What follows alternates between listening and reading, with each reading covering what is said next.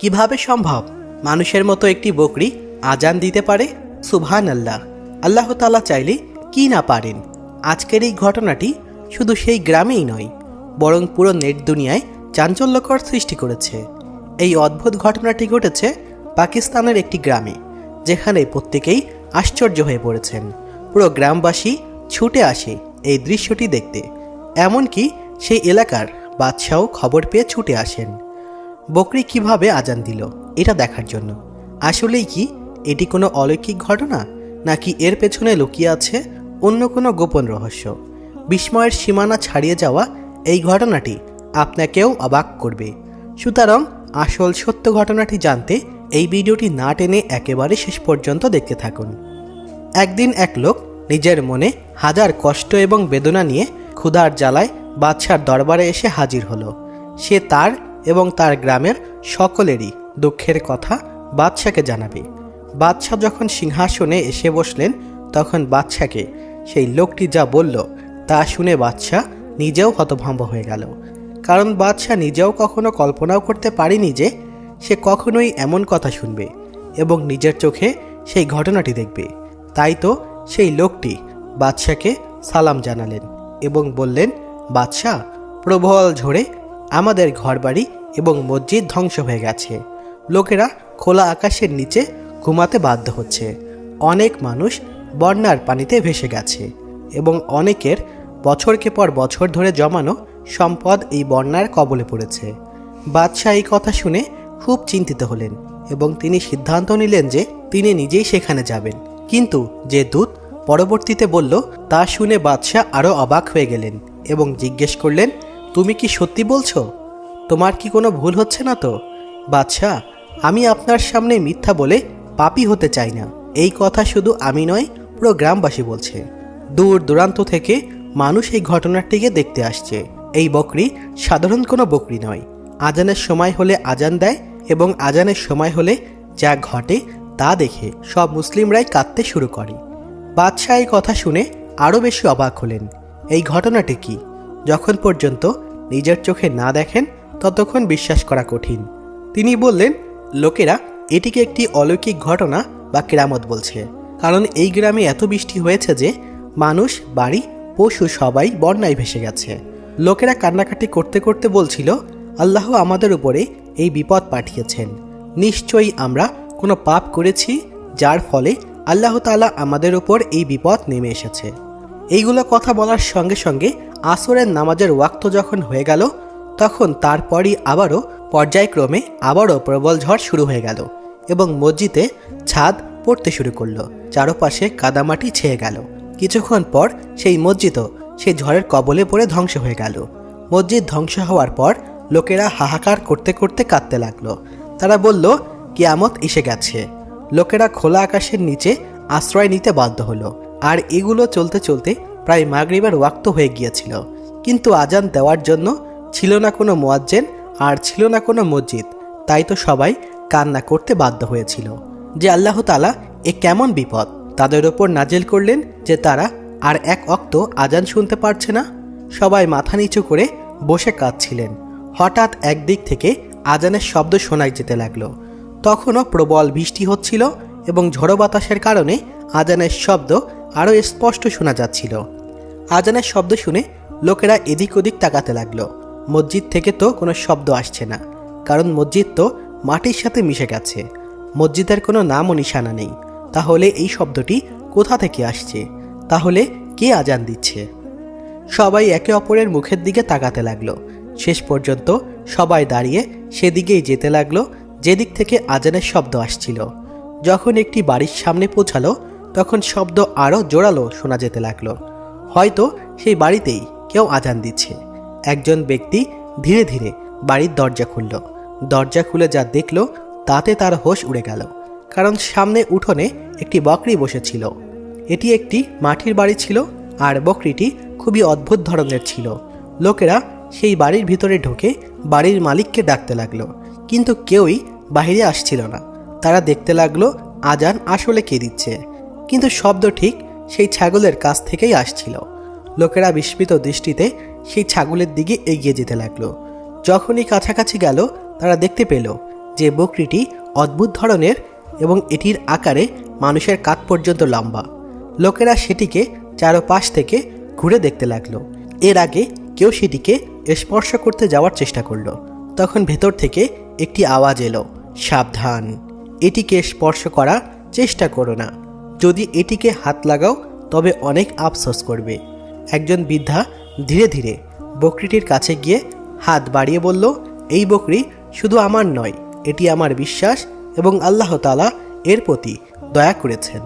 যখন বন্যায় আমাদের সব কিছুই ধ্বংস হয়ে গিয়েছে, তখন আমি আল্লাহর কাছে কেঁদে কেঁদে প্রার্থনা করছিলাম, আমার কিছু না থাক তবে এমন একটি নিদর্শন দাও যা আমাকে এবং অন্যদের তোমার অস্বস্তি এবং কৃপা স্মরণ করিয়ে দেয়। লোকেরা হতভাগ হয়ে শুনছিল। একজন জিজ্ঞেস করল, কিন্তু এই বকরি এমন অলৌকিক আচরণ করে কেন? বৃদ্ধার চোখ জলজল করছিল। তিনি বললেন, এই বকরি যখন আমার কাছে আসে তখন আমি অনুভব করি এটি শুধু একটি প্রাণী নয়, এটি যেন একটি বার্তা। কারণ সে এতটাই অহংকারী ছিল যে তার প্রতি গ্রামের লোকজন সম্মান ছিল না। যখন এই শহরে দুর্ভিক্ষ শুরু হয়েছিল তখন এই রাখাল গ্রাম থেকে উধাও হয়ে গিয়েছিল। গ্রামের লোকেরা মজা করে বলতো, বুড়ো হয়তো কবরে চলে গেছে, তার মৃত্যু হয়ে গেছে। কিন্তু এখন এই ব্যক্তিকে জীবিত দেখে সবাই অবাক হয়ে গেল। একটি ব্যক্তি জিজ্ঞেস করল, চাচা, এই বকরিটি কি আপনার? বৃদ্ধা কপালে ভাঁজ ফেলে এগিয়ে এলো এবং বলল, যখন আমার বাড়ির চার দেওয়ালের মধ্যে রয়েছে, আমার ঘরে বাধা আছে, তবে এটা তো আমারই হবে, তাই না? তার কঠোর কথাবার্তা শুনে লোকটি পেছনে সরে গেল। এরপর রাখাল রাগান্বিত হয়ে তার ঘরে চলে গেল। কিন্তু আজানের শব্দ তখনও সে ছাগলের দিক থেকেই আসছিল। সবাই আজানের প্রতি শ্রদ্ধা জানিয়ে নীরব ছিল। কিন্তু পরে তারা অবাক হয়ে জিজ্ঞেস করতে লাগলো, চাচা, আজানের শব্দ কি এই ঘর থেকেই আসছে? আপনি কি আজান দিচ্ছেন? আপনার ঘরে কি কোনো মুয়াজ্জিন আছে? তখন রাখাল ছাগলের দিকে আঙ্গুল তুলে ইঙ্গিত করল। লোকেরা ছাগলের দিকে মনোযোগ দিল। রাখাল বলল, এই বকরি আজান দিচ্ছে। এই কথা শুনে সবাই হতভাগ হয়ে গেল এবং রাখালকে বকাঝকা করতে শুরু করলো। চাচা, তুমি কি পাগল হয়ে গিয়েছ? মানছি তোমার বয়স হয়েছে, কিন্তু তুমি যা বলছো তা কি সম্ভব? একটি বকরি কিভাবে আজান দিতে পারে? আমার তো মনে হয় এই মিথ্যা অভিযোগের বিষয়ে বাদশার কাছে অভিযোগ করা উচিত। লোকেদের এই কথায় রাখাল বকরির কাছে গেল এবং বলল, এটি কি আল্লাহ তাআলার শ্রেষ্ঠ জীব নয়? আল্লাহ এটিকে হালাল পশু হিসাবে ঘোষণা করেছেন। তোমরা তো এর মাংস খাও, আর এটি তো আল্লাহ তাআলার সবচেয়ে বড় কেরামত। আমার বকরি আজান দিচ্ছে। গত রাতে আমি একটি অদ্ভুত স্বপ্ন দেখেছিলাম, বৃদ্ধা বললেন। আমি দেখলাম দূর দূরান্ত থেকে মানুষ এবং আমার বকরিকে দেখতে আসছে, কিন্তু কখনোই ভাবিনি আল্লাহ তাআলা আমার এই বকরিটির মাধ্যমে এমন একটি নিদর্শন দেখাবেন যা এই এলাকায় এই ভয়াবহ বিপর্যয় নেমে এসেছে এবং আমাদের মসজিদ ধ্বংস হয়ে গেছে। তখন হয়তো আল্লাহ তাআলা আমাদের জন্য একটি শিক্ষা দেওয়ার ইচ্ছা করেছেন। আমার এই বকরির আজানের মাধ্যমে যেন আমাদের সবাইকেই তার দিকে ফিরে যেতে আহ্বান করছেন। এরপর রাখাল গভীর দৃষ্টিতে লোকদের দিকে তাকিয়ে বলল, আমি সবাইকে সতর্ক করছি, কেউ যেন এই বকরিকে স্পর্শ না করে। এটি শুধু আমার নয়, এটি আল্লাহ তাআলার পক্ষ থেকে আমাদের জন্য একটি বার্তা। আপনারা শুধু দূর থেকেই দেখুন এবং উপলব্ধি করুন। এই কথাগুলো শুনে লোকজন নীরবে মাথা নত করল এবং আশেপাশে থাকা সবাই বকরিটির দিকে গভীর শ্রদ্ধা দিয়ে তাকিয়ে রইল। ধীরে ধীরে এই খবর দূর দূরান্ত এলাকায় দাওয়ালনের মতো ছড়িয়ে পড়ল। ঈশার আজানের সময় হলে আবারও আজানের আওয়াজ শোনা গেল। পুরো গ্রামে সে একই বাড়ি থেকে আজানের আওয়াজের গুঞ্জন তুলল। সেই বকরির আজান দিচ্ছিল। আজানের সময় যতই কাছাকাছি আসতো, সেই বকরি কেবলার দিকে মুখ করে দাঁড়িয়ে যেত, আর তার পেট এমনভাবেই ফুলে যেত যেন আজানের আওয়াজ সেই পেট থেকেই বের হচ্ছে। এখন সেই গ্রামে দূর দূরান্ত থেকে লোকেরা সেই বকরিকে দেখতে আসতে চাইল। রাখাল বকরির চারপাশে একটি বৃত্ত তৈরি করে দিল, যাতে বকরিকে শুধু দূর থেকেই দেখা যায়, কিন্তু কেউ ছুঁতে না পারে। যারা এই বকরিকেই দেখতে আসতো তারা অবাক হয়ে যেত। একটি বকরি কিভাবে আজান দিতে পারে? এটি একটি অলৌকিক ঘটনা ছিল। সবচেয়ে বেশি লোকজনকে যেটি মুগ্ধ করেছিল তা হলো এই বকরি আজান দেওয়া শুরু করার পর থেকে আর বৃষ্টি হয়নি। বৃষ্টি থেমে গিয়েছিল আর রাস্তাঘাটের সব পানি শুকিয়ে গিয়েছিল।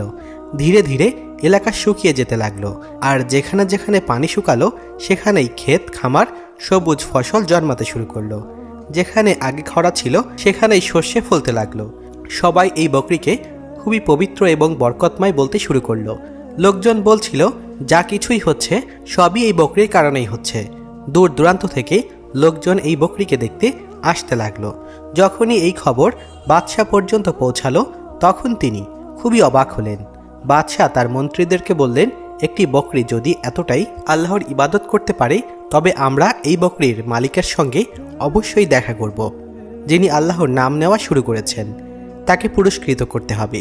গ্রামের বাইরে থেকে যারা এই বকরিকে দেখতে আসতো তারা অনেক উপহারও নিয়ে আসতো। কিছু লোক তো মান্নাত করতে শুরু করেছিল। যারা ব্যবসায় ক্ষতিগ্রস্ত ছিল তারা ব্যবসার উন্নতির জন্য মান্নত করত। যারা সন্তান লাভে ব্যর্থ ছিল তারা সন্তানদের জন্য দোয়া করত। অর্থাৎ সবাই নিজেদের সমস্যার সমাধানের জন্য এই বকরির কাছে এসে দোয়া চাইতে লাগলো। বাদশাহ বললেন, এটি তো সীমানা ছাড়িয়ে গেছে। বাদশাহ দ্রুত তার একজন মন্ত্রীকে সে এলাকায় পাঠালেন এবং বললেন, তুমি দ্রুত গিয়ে বিষয়টি যাচাই করো। এটি কি সত্যি? সেখানে কি তাই ঘটছে? বকরি কি আজান দিচ্ছে নাকি এটি শুধু একটি গুজব? যখন মন্ত্রী সেখানে পৌঁছালেন তখন তিনিও পুরো ঘটনাটি নিজের চোখে দেখলেন। অবাক হয়ে ফিরে এসে তিনি বাদশাকে বললেন, বাদশাহ সালামত, মানুষ যা কিছু বলছে তা পুরোপুরি সত্য। বাদশাহ এই কথায় খুবই রাগান্বিত হলেন যে তার মন্ত্রীও সেই বকরির প্রতি মুগ্ধ হয়ে পড়েছে। তিনি বললেন, যদি এই মানুষদের আরও স্বাধীনতা দেওয়া হয় তবে তারা এই বকরিকে আল্লাহর আশীর্বাদ বানিয়ে ফেলবে। ঠিক তখনই সেখানে একজন ব্যক্তি বসেছিল যে এই বকরির অলৌকিকতার গল্প শুনছিল এবং প্রশংসা করছিল। বাদশাহ তাকে চুপ করিয়ে দিলেন এবং বললেন, এটি হতে পারে যে শুধুমাত্র চোখের ভুল। কিন্তু তার মন্ত্রী যে সব দৃশ্য নিজের চোখে দেখেছেন সেগুলো বাদশাকে গভীরভাবে চিন্তায় ফেলে দিল। বাদশাহ সঙ্গে সঙ্গে একটি পরিকল্পনা করলেন এবং সৈন্যদেরকে আদেশ দিলেন, আমার জন্য সাধারণ পোশাক নিয়ে আসো। আমি ছদ্মবেশে এই গ্রামে যাব এবং পুরো ঘটনাটি নিজেই দেখব। সৈন্যরা ঠিক তাই করল। সেই শহরের দিকে অনেক বাণিজ্যিক কাফেলা যেত। যখন তাদের এই বকরির সম্পর্কে জানা যেত তারা ফেরার পথে সেই বকরিকে না দেখে ফিরে আসতো না। বাদশাহ নিজের ছদ্মবেশে সম্পূর্ণরূপে মিশরের ব্যবসায়ীদের মতো তৈরি করলেন। তিনি একটি উট নিলেন যার ওপর কিছু মালপত্র লোড করা ছিল। এরপর তিনি মিশরের বাজারে প্রবেশ করলেন, যেখানে সবাই সেই বকরির গল্প বলছিল। মানুষ বলছিল, আমরা তখনই নামাজ পড়ব যখন সেই বকরি আজান দিবে। তাদের মধ্যে একজন বলল, দেখো, এটা শুধু অলৌকিক বকরি। গতকাল এই বকরির আজান শুনে আমরা নামাজ পড়েছি, আর আজ আমরা দোকানের ক্রেতার ভিড় লেগে গেছে। আমি লাভের মুখ দেখছি। এই ধরনের কথা শুনে বাদশাহ খুবই চিন্তিত হলেন। তার মন কাজ করা বন্ধ করে দিল। তিনি ভাবতে লাগলেন, সত্যি কি এই বকরি এতটাই অলৌকিক? বাদশাহ একটি দোকানের সামনে থামলেন এবং দোকানদারদেরকে প্রশ্ন করলেন, ভাই, আমি ইরান থেকে বাণিজ্যের জন্য এখানে এসেছি। তোমরা কোন বকরির কথা বলছো? তখন লোকেরা সে বকরির সম্পর্কে বিস্তারিত বলল এবং জানালো যে এটি অমুক মহল্লায় অমুক জায়গায় একজন বৃদ্ধা রাখালের বাড়িতে রয়েছে। বাদশাহ বললেন, আমি এখনই সে বাড়িতে বকরি দেখতে যাব, এটি জানার জন্য যে আসলেই লোকেরা যা বলছে তা সত্য কিনা। তাই তো বাদশাহ ছদ্মবেশে সেই বাসার দিকে রওনা হলেন। রাস্তায় যাওয়ার পথে বাদশাহ যা দেখলেন তা দেখে বাদশার হোশ উড়ে গেল যে আসলেই এতদিন তিনি যা শুনে আসছেন তার সবগুলোই সত্যি। যখন বাদশাহ সেই মহল্লায় প্রবেশ করল তখন তিনি একটি বিশাল ভিড় দেখলেন। মানুষ দলে দলে সেখানে আসছিল। এমন লাগছিল যেন পুরো পৃথিবীর লোকজন সেখানেই জড়ো হয়ে গেছে। বাদশাহ সেই ভিড়ের মধ্যে আসা লোকদেরকে দেখছিলেন। তারা খুবই খুশি এবং অবাক হয়েছিল। যেভাবে লোকেরা কথা বলছিল তা বাদশাকে আরও ভাবিয়ে তুলল। গলিতে সেই ব্যক্তির বাড়ি ছিল এবং সেই বকরি সেই বাড়িতেই বন্দী ছিল। পুরো গলিটি মানুষের ভিড়ে পরিপূর্ণ ছিল এবং প্রচুর চেঁচামেচি হচ্ছিল। মনে হচ্ছিল যেন সেখানে কোনো ঝগড়া বা বিশৃঙ্খলা হয়েছে। বাদশাহ সেই ভিড়ের মধ্যে মাথা উঁচু করে বকরিটিকে দেখার চেষ্টা করল। তার দর্শন লাভ করতে চাইলেন। তিনি সাধারণ মানুষের মতোই ভিড়ে মিশে গিয়েছিলেন। উঠানের মাঝখানে দাঁড়িয়ে থাকা সেই বকরিটি মানুষদের দিকে অবাক দৃষ্টিতে তাকিয়েছিল। এতক্ষণে জোহরের আজানের সময় হয়ে গিয়েছিল। সেখানে একজন বয়স্ক ব্যক্তি উপস্থিত ছিলেন। তিনি সবাইকে রাগান্বিত দৃষ্টিতে দেখছিলেন। তিনি বললেন, এটি আমার বাড়ি, কোনো জাদুঘর নয়। তোমরা আমার বাড়ি এবং আমার বকরিকে তামাশায় পরিণত করেছ। এখান থেকে চলে যাও এবং আমার বকরিকে একা থাকতে দাও। কেন তোমরা এই নির্বাক প্রাণীকে আরও ভয় দেখাচ্ছ? কিন্তু বকরিটিকে দেখার জন্য মানুষ জোর করে সেই ব্যক্তির হাতে টাকা পয়সা দিয়ে যাচ্ছিল। কেউ কেউ স্বর্ণের মুদ্রা ভারী থলি ভর্তি থলে তার সামনে রেখে দিচ্ছিল, শুধু একবার সেই বকরিটির কাছ থেকে দেখার জন্য। সেই বৃদ্ধা ব্যক্তি মুখে কিছু বলে ফুফিয়ে ফুফিয়ে কথা বলছিল। যখন জোহরের আজানের সময় হলো, হঠাৎ আকাশে আজানের আওয়াজ শোনা গেল। বাদশাহ সালামতের বিস্ময় করে কোনো সীমা রইল না, কারণ সেই বকরি কিবলার দিকে মুখ করে দাঁড়িয়ে গিয়েছিল।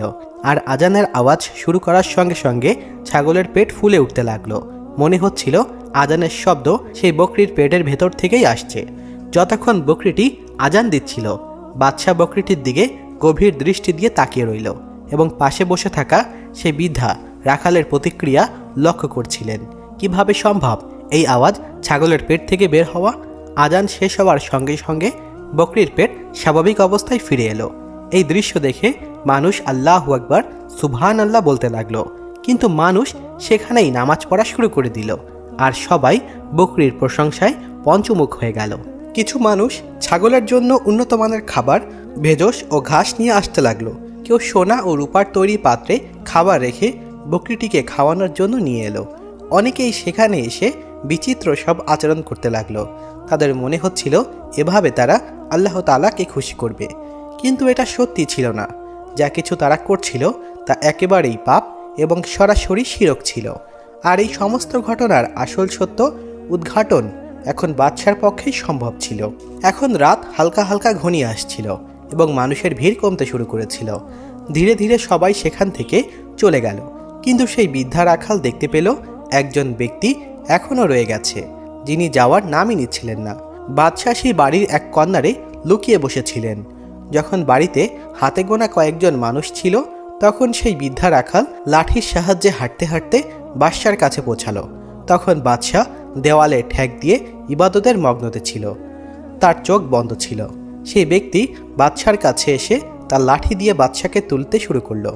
বাদশাহ হঠাৎ চোখ খুললেন এবং দেখলেন সেই বয়স্ক ব্যক্তি তার সামনে এসে দাঁড়িয়ে আছে। তার কপালে ভাঁজ পড়ে গিয়েছে, আর তিনি বাদশার দিকে রাগান্বিত দৃষ্টিতে তাকিয়েছিলেন। সেই ব্যক্তি খুব কঠোর সুরে বললেন, এটা আমার বাড়ি, কোনো সরাইখানা নয় যে তুমি এখানে এসে থেকে গেছো। যাও, নিজের জায়গায় ফিরে যাও। আমি অনেকক্ষণ ধরে দেখছি তুমি এখানেই বসে আছো। তুমি কি চুরির পরিকল্পনা করছো? বাদশাহ সেই ব্যক্তির কথা শুনে শান্তভাবে উত্তর দিলেন। তিনি উঠে দাঁড়িয়ে নিজের পোশাক ঠিক করতে করতে বললেন, না না, আমার এমন কোনো অভিপ্রায় নেই। প্রকৃতপক্ষে আমি আপনার সঙ্গে একান্তই কিছু কথা বলতে চেয়েছিলাম। এই কারণেই আমি এখানে অপেক্ষা করছিলাম কখন লোকেরা যাবে এবং আমি আপনার সঙ্গে কথা বলতে পারবো। বাদশার কথা শুনে সেই বৃদ্ধা ব্যক্তি মাথা থেকে পা পর্যন্ত বাদশাকে গভীর দৃষ্টিতে দেখতে লাগলেন। তিনি বললেন, ঠিক আছে, বলো, এমন কি কথা যা তুমি আমাকে বলতে চাও? বাদশাহ বললেন, হুজুর হুজুর, এই লোকেরা এখান থেকে চলে যাক, তারপর আমি একান্তই আপনার সঙ্গে কথা বলতে চাই। ঈশার নামাজের সময় পেরিয়ে গিয়েছিল এবং লোকেরা তাদের ঘরে ফিরে গিয়েছিল। সেই ব্যক্তি নিজের বাড়ির দরজা বন্ধ করলেন এবং বাদশার কাছে এসে বললেন, বলুন, কি কথা বলতে চান? এই কথা শুনে বাদশাহ যা বললেন তা শুনে সেই ব্যক্তির মুখে হঠাৎ করেই রাগের ছাপ ফুটে উঠল। তিনি রাগান্বিত হয়ে বাদশাকে উদ্দেশ্য করে বললেন, এখনই এখান থেকে চলে যাও আমার বাড়ি থেকে, না হলে আমি ভুলে যাব যে তুমি আমার বাড়ির অতিথি। বাদশার সঙ্গে সঙ্গে বললেন, আমি যা বলছি তা সত্য, যদি তুমি আমার কথা মানো তবে উপকৃত হবে।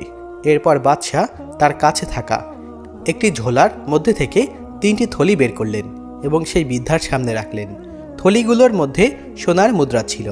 বাদশাহ বললেন, এই বকরি তুমি আমাকে বিক্রি করে দাও, এর বদলে আমি তোমাকে স্বর্ণের মুদ্রা ভর্তি 3টি থলি দেব।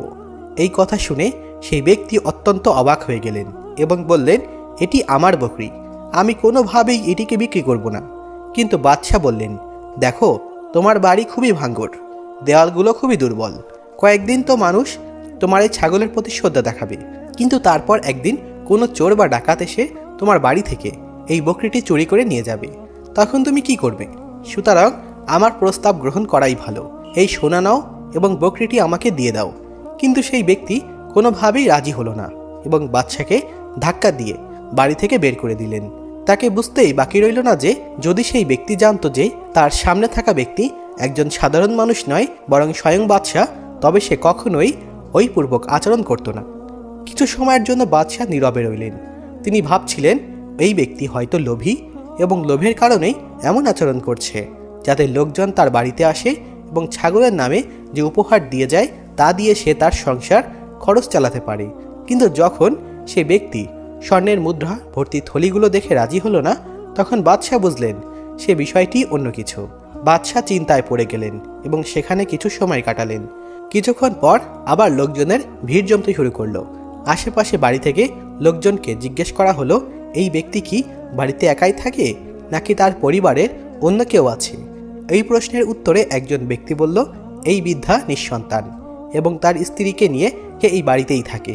সে পর্দার বিষয়ে খুবই কঠোর, তাই আজ পর্যন্ত তার স্ত্রীকে কেউ বাড়ির বাহিরে আসতে দেখেনি। তবে প্রতি মাসের শেষ তারিখে সে একবার বাড়ি থেকে বের হয়। আমি বাজারে দেরি পর্যন্ত দোকান খোলা রাখি, তাই আমি তাকে যেতে দেখি। আবার ফজরের সময় সে বাড়িতে ফিরে আসে, কিন্তু দিনের আলোয় আজ পর্যন্ত কেউ তার স্ত্রীকে দেখেনি। সে সর্বদাই পর্দার মধ্যে থাকে। বাদশাহ কিছুই বুঝতে পারছিলেন না, কিন্তু হয়তো রহস্য উদ্ঘাটন হতে আর বেশি সময় লাগবে না। বাদশাহ লক্ষ্য করলেন এই ব্যক্তি খুবই রাগান্বিত প্রকৃতির। সামান্য বিষয় নিয়ে লোকজনদের সঙ্গে ঝগড়া বাঁধিয়ে ফেলে। সে খুব কষ্টে নিজের রাগকে নিয়ন্ত্রণ করে বকরিটির দেখাশোনা করে। তার সতর্কতা এতটাই বেশি যে যেন কেউ ছাগলের কাছে না যায়। যদি কেউ বকরিটিকে স্পর্শ করার চেষ্টা করে সে সঙ্গে সঙ্গে নিজের লাঠি দিয়ে সেই ব্যক্তিকে আঘাত করে। তবে ছাগলের আজান শুনে লোকজন মুগ্ধ হচ্ছিল এবং শিরকের মতো কাজবাজ করেই বেড়াচ্ছিল। কেউ ছাগলের সামনে এসে দোয়া করছিল এবং বলছিল এটি আল্লাহ তাআলার তরফ থেকে একটি অলৌকিক বকরি। নিশ্চয়ই এটি আল্লাহর খুব কাছের হবে। যদি আমরা এখান থেকে দোয়া করি তবে আমাদের দোয়া সরাসরি আল্লাহর কাছে পৌঁছে যাবে এবং দ্রুত কবুল হবে। এই ধরনের কথাবার্তার ফলে আরও নানান কথার জন্ম দিতে লাগলো। মানুষ এমন সব কাজ করতে শুরু করলো যা ইসলামের সঙ্গে সম্পর্কহীন ছিল। বাদশাহ সব কিছুই নিজের চোখে দেখেও নীরবে ছিলেন, কারণ তিনি জানতেন যে যদি তিনি প্রমাণ ছাড়া কোনো কথা বলেন তবে কেউই তার কথা বিশ্বাস করবে না, বরং লোকজন উল্টো তার বিরুদ্ধে অবস্থান নেবে। চাঁদের শেষ তারিখে আসতে আর মাত্র একদিন বাকি ছিল। বাদশাহ অপেক্ষায় ছিলেন যদি এই বৃদ্ধা এসবের সঙ্গে জড়িত না থাকে তবে হয়তো তার স্ত্রী এমন কিছু করেছেন যার কারণে ছাগলের পেট থেকে আজানের আওয়াজ বের হচ্ছে। মাসের শেষ দিন এলো, রাত গভীর হয়ে আসছিল। বাদশাহ ছদ্মবেশে লুকিয়েছিলেন। ঠিক তখনই সেই বাড়ির দরজা খুলল এবং এক নারী বাড়ি থেকে বের হয়ে এলেন। বাদশাহ দ্রুততা বজায় রেখে তার পিছু নিতে লাগলেন।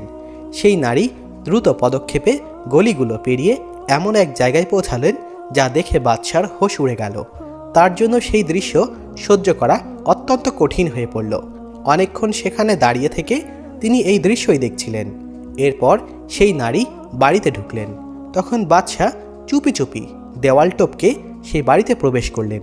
তিনি দেখলেন কিভাবে তারা আল্লাহর নামে আড়ালে এক ধরনের ব্যবসা চালিয়ে যাচ্ছে। বাদশার কাছে এর জন্য একমাত্রই শাস্তি ছিল মৃত্যুদণ্ড।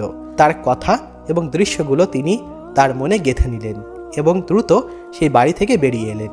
তবে বাদশার জন্য এই ঘটনা অত্যন্ত জটিল হয়ে উঠেছিল। তিনি একা এই সমস্যার সমাধান করতে পারছিলেন না, তাই তিনি তার প্রাসাদে ফিরে গেলেন। সেখান থেকে তিনি তার মন্ত্রী এবং সৈন্যদেরকে ডেকে আনলেন এবং পুরো ঘটনা তাদের সামনে বর্ণনা করলেন। তিনি বললেন, এই ঘটনায় আমি তোমাদের সবার সহযোগিতা চাই। যদি আমরা একসঙ্গে তাদের অপকর্ম প্রকাশ করি তাহলে মানুষ প্রকৃত সত্য জানতে পারবে, অন্যথায় তারা এভাবে পাপের শিকার হতে থাকবে এবং সত্য থেকে বঞ্চিত থাকবে। বাদশাহ তার রাজ্যে আরও 3 দিন কাটালেন। এরপর সম্পূর্ণ পরিকল্পনা তৈরি করে তিনি আবারও আসওয়ান শহরের উদ্দেশ্যে রওনা হলেন। এবার তিনি তার সৈন্য ও মন্ত্রীদের সঙ্গে ছদ্মবেশে সেই এলাকায় প্রবেশ করলেন। এবার যা দেখলেন তাতে তিনি আরও বেশি অবাক হয়ে গেলেন। আজ সেখানে অনেক ভিড় ছিল না।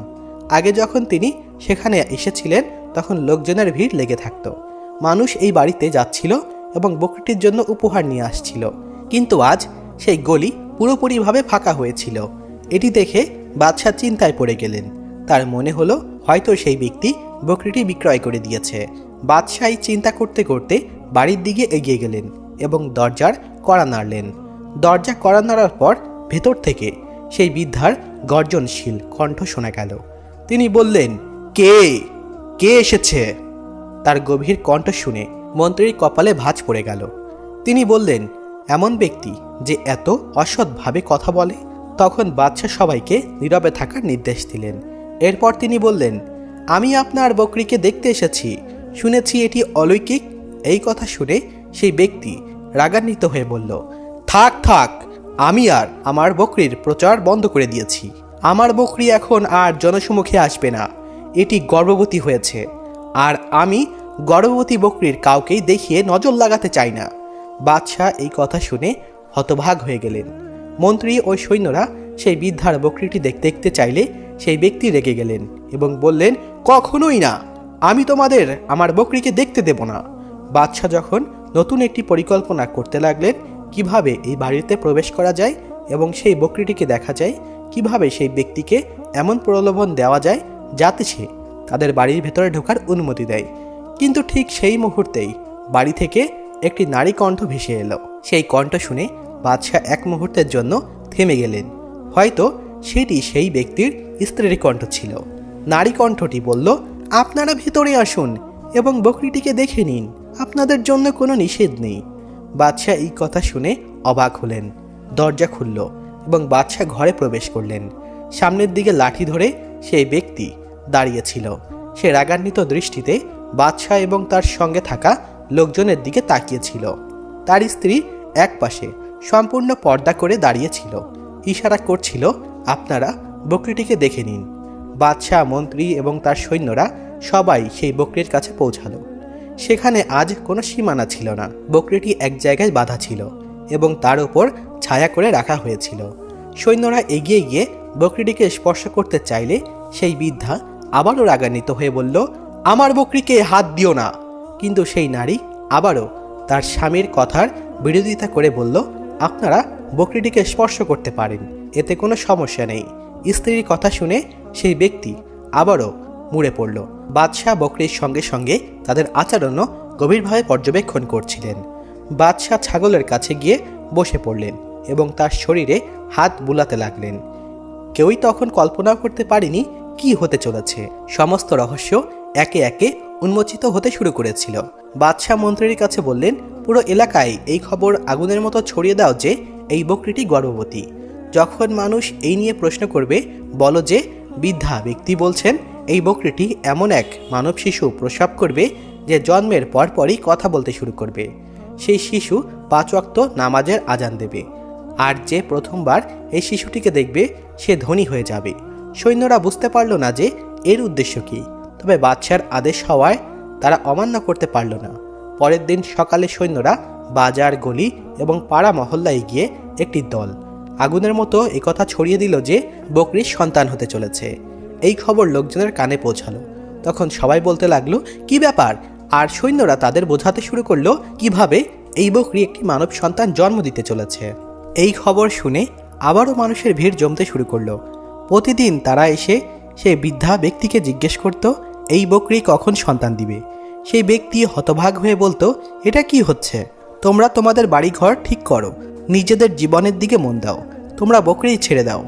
যখন আল্লাহ তাআলার ইচ্ছা হবে তখনই এটি সন্তান দিবে। কিন্তু লোকেরা বলল, তুমি যতই চেষ্টা করো আমাদের কাছ থেকে তোমার বকরিকে লুকাতে পারবে না।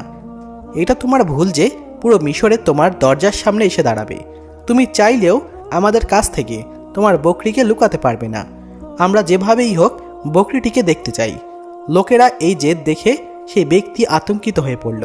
তারা আসলে কি চায় তা সে বুঝতে পারছিল না। কয়েকদিন পরে সেই সময় এসে গেল যখন বকরি সন্তান জন্ম দেওয়ার প্রস্তুতি নিচ্ছিল। তখন তা সবাইকে জানিয়ে দেওয়া হলো। যখন বকরি প্রচণ্ড যন্ত্রণা অনুভব করছিল তখন তার কণ্ঠস্বর বদলে যেতে শুরু করলো।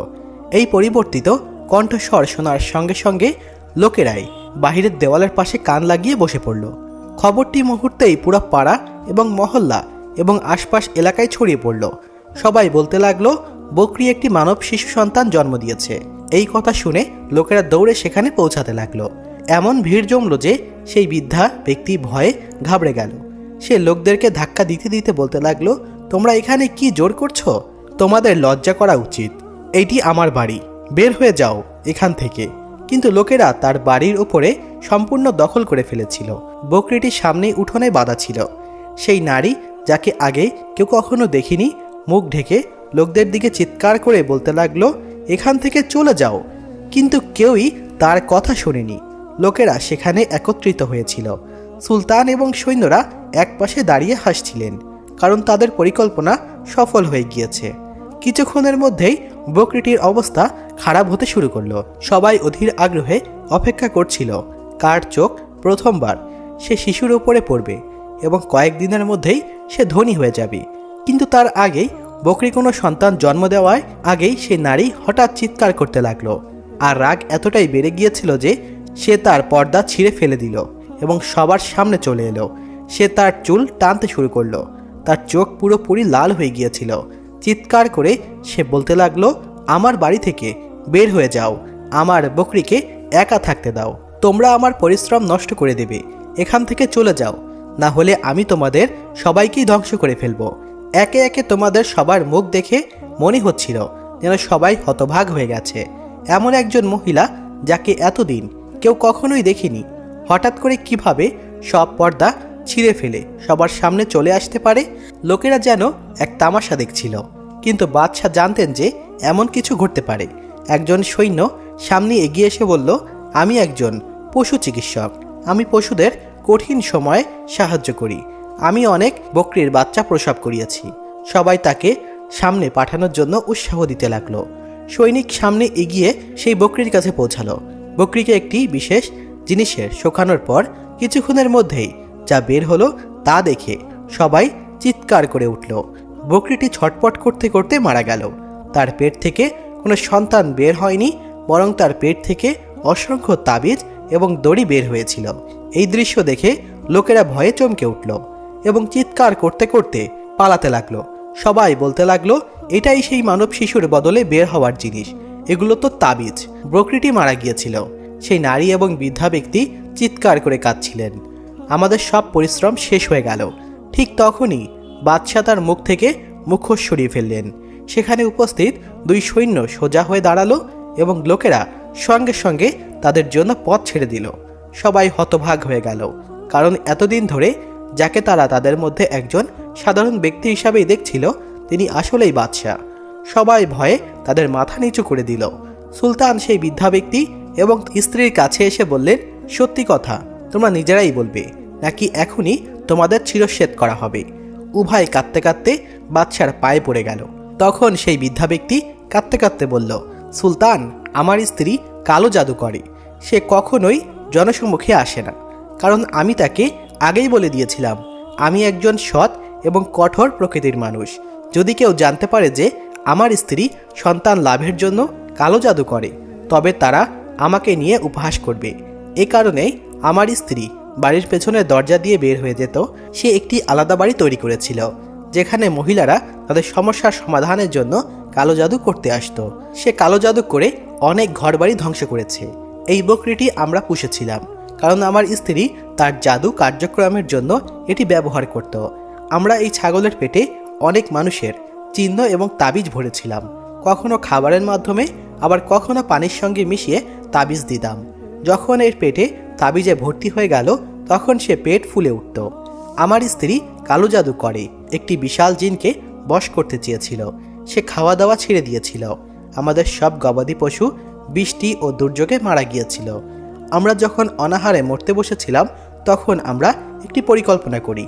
আমরা একজন গোলামকে কিনে আনি। বকরির কাছে মাটির নিচে তৈরি একটি গোপন ঘরে বাস করত। মাটির নিচে শুধু এতটুকুই জায়গা রাখা হচ্ছিল যেখানে সে শ্বাস নিতে পারে। সেই ব্যক্তি 5 ওয়াক্ত নামাজের আজান দিত। আজানের শব্দে সেই ছাগলের পেট থেকে আসতো বলে শোনা যেত। আমরা টানা 5 মাস ধরে এই কাজ চালিয়ে যেতে চেয়েছিলাম। এভাবেই আমরা স্বামী স্ত্রী পেট ভরে খেতে পারছিলাম। কিন্তু আজ রাতে আমরা সেই বকরিকে বলি দিয়ে আমাদের সবকিছুই অর্জন করতে চেয়েছিলাম। আমাদের একটি পুত্র সন্তান হওয়ার কথা ছিল, কিন্তু ঘটনাস্থলেই সবকিছুই শেষ হয়ে গেল। এই সত্য প্রকাশিত হওয়ার পর লোকেরা নিজেদের কানকে বিশ্বাস করাতে পারছিল না। সবাই বলতে লাগলো, মারো মারো, এদেরকে হত্যা করে দাও। তারা আমাদের সঙ্গে প্রতারণা করেছে, আমাদের আবেগ নিয়ে খেলেছে। এবং এর চেয়ে বড় কথা, তারা আল্লাহ তাআলাকে অসন্তুষ্ট করেছে। তারা আল্লাহর নাম ব্যবহার করে আমাদের দিয়ে শিরকের মতো মহাপাপ করিয়েছে, শুধুমাত্র তাদের স্বার্থ সিদ্ধের জন্য। বাদশাহ তার মন্ত্রীদের আদেশ দিলেন সেই দম্পতিকে টেনে হিঁচড়ে বন্দিখানায় বন্দি করতে। তাদের ভয়ঙ্কর পরিণতি দেখে আদালতের লোকেরা স্তব্ধ হয়ে গিয়েছিল। তবে তারা সেই দম্পতির কাজের জন্য ধিক্কারও জানাচ্ছিল। তারপর সকলেই বাদশার প্রতি কৃতজ্ঞতা প্রকাশ করলেন যে তিনি তাদের শিরকের মতো বড় গুনাহ থেকে রক্ষা করেছেন। দর্শকবিন্দু, আজকের ঘটনা আপনাদের কেমন লাগলো? নিজেদের মন্তব্য অবশ্যই কমেন্ট বক্সে কমেন্ট করে জানাবেন। আসলে বন্ধুরা, এটি কোনো ঘটনা নয়, বরং আমাদের সবার জন্য একটি শিক্ষা। কারণ আমাদের সমাজে এমন অনেক ভণ্ড পীর অলিয়ারা রয়েছে যারা মানুষকে বিভ্রান্তি করছে এবং হাতিয়ে নিচ্ছে লক্ষ লক্ষ টাকা, কোটি কোটি টাকা। তাই তো আপনারা সদা সর্বদা আল্লাহর উপরে ভরসা রাখবেন এবং এই সকল দোয়া তাবিজ টোটকা থেকে দূরে থাকুন।